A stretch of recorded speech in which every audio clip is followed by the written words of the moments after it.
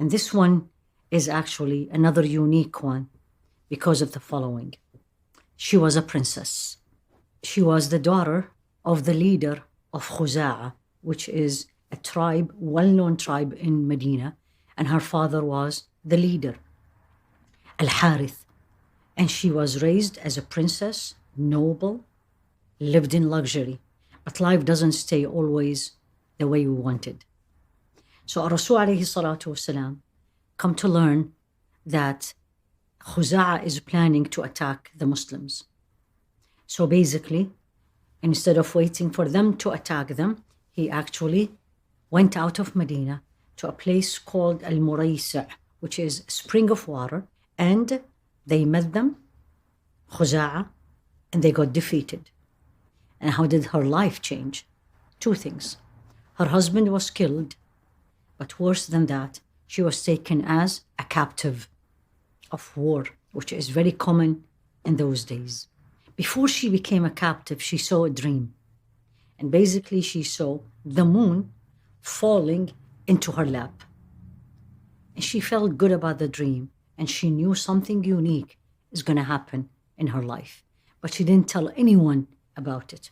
And she was under the care of Thabit ibn Qais. At that time, there was an option for the captives to write a contract with the people they are living with terms when they will be released. What are these terms? She asked Thabit to write this for her.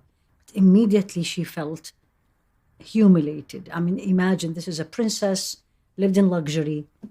She's very beautiful. And now asking someone to write a contract for her. So basically what she did, and this is why she was described as proactive. So she was not only beautiful, but she was proactive, and she actually very intelligent and speaks very good language. She was the one who was writing the contract. Yet she felt very uncomfortable that she is in this position. So she went to whom? She went to Rasul alayhi salatu wasalam, asking him to help her to get her release. Now remember this. This is a woman that her life completely changed because Rasul alayhi salatu wasalam attacked her tribe. Yet she had so much respect, so much love to him, that she went and asked his opinion how she can get out of her situation.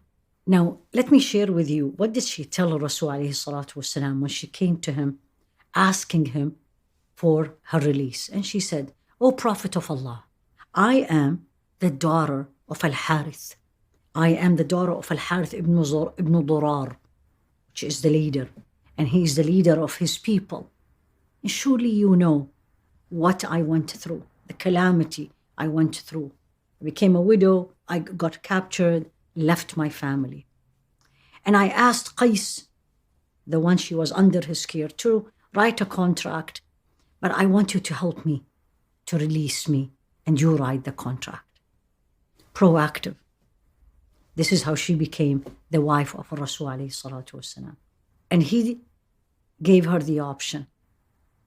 We can let you free and go back to your family, or we'll set you free and marry Rasul alayhi salatu wasalam. She smiled, accepted, because that was the dream she saw. She was described by Sayyida Aisha. Now again, remember, this is the other wife of Rasul alayhi salatu wasalam. And this is how she described her. She said her beauty was like a fairy tale.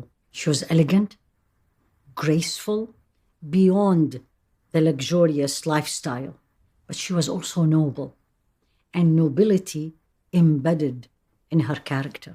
She was also very intelligent and very wise, and mastered many languages. So she ended up with the most blessed position any woman will dream and pray and ask Allah to be one of the mothers of the believers, which of course can't happen anymore after the death of Rasul alayhi salatu wasalam. Her name before marriage was actually Barra, from Bir, excellence. Excellence. But Rasul alayhi salatu wasalam changed it to Juwairiyah. And you probably wonder why. In that time, that day and age, they did not like to use names to praise people, let alone the name praise the person himself or herself. And the Rasul alayhi salatu wasalam changed it from barra, excellent, to actually Juwairiyah. Sayyida Juwairiyah was described by more than one person, and also Sayyida Aisha. She said the following about her: I have not seen a person who brought so much blessings to his family or her family like Juwairiyah. In which way?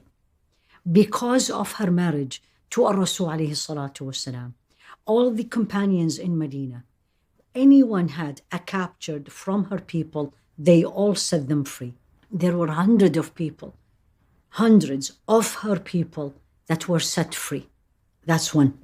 Because of her marriage to Rasul alayhi salatu wasalam, her father, the leader of the tribe, the leader of Khuza'a, became Muslim. As a result of that, many people of Khuza'a, not captured by their own will, also became Muslims. So she brought a lot of blessings to her tribe and to her people. We all have choices in life. In fact, we are tested by the many choices we have. And sometimes it's very difficult to make a choice. And she went through this test, as we all do every single day. Before she got married to Rasul alayhi salatu wasalam, her father actually came to her and he said, I will pay that much money. Just leave everything and come with me. And she responded confidently, with nobility, I have chosen Allah and His Rasul alayhi salatu wasalam. Anytime we are faced and tested with a choice between Allah and His Messenger alayhi salatu wasalam, another option to help us make a decision, remember what she said. May Allah be pleased with her. One of her uniqueness also is not only her acts of worship, but the length of the acts of worship. She stayed hours in worshipping Allah subhanahu wa ta'ala. And this is a hadith narrated by Imam Muslim, that she prayed Fajr and she sat in her place remembering Allah subhanahu wa ta'ala. And the Rasul alayhi salatu wasalam left after Fajr, saw her sitting there. And then he came back after Duha, after midday, and found her still sitting there doing her adhkar, remembrance of Allah subhanahu wa ta'ala.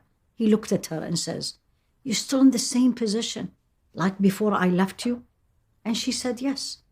And he said, I'm going to teach you something. This is something we all know these days. How about if you say the following: Subhanallah, adada khalqih, wa rida'a nafsih, wa zinata arshih, wa midada kalimatih.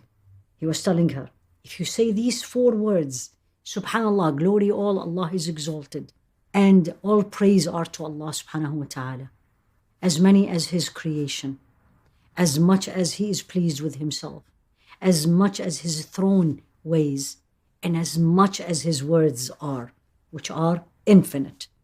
He said, if you say these 3 times in the morning, they will weigh way more than all the hours you were sitting doing remembrance of Allah. And this is something we learned these days. It's part of our morning and evening adhkar.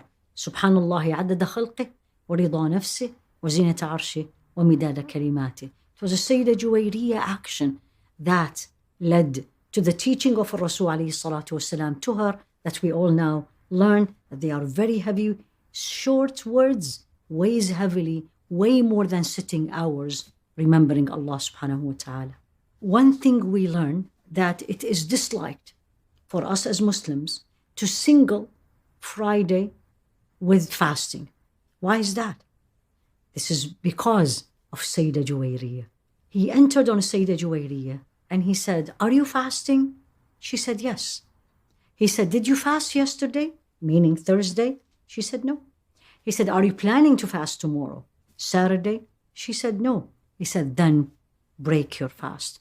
This was actually narrated by Imam Bukhari. So now we know that singling Friday, unless there is a reason, by voluntary fasting, something is disliked, as he told her, alayhi salatu wasalam, to break your fast. She died 56 years after the hijrah. She was 65 years of age. She died actually also at the time of Muawiyah, may Allah be pleased with him. And she was buried in Baqi', in the famous cemetery in Medina. And the janazah, the prayer on her, was actually led by the governor of Medina, Marwan ibn al-Hakam. May Allah subhanahu wa ta'ala be pleased with her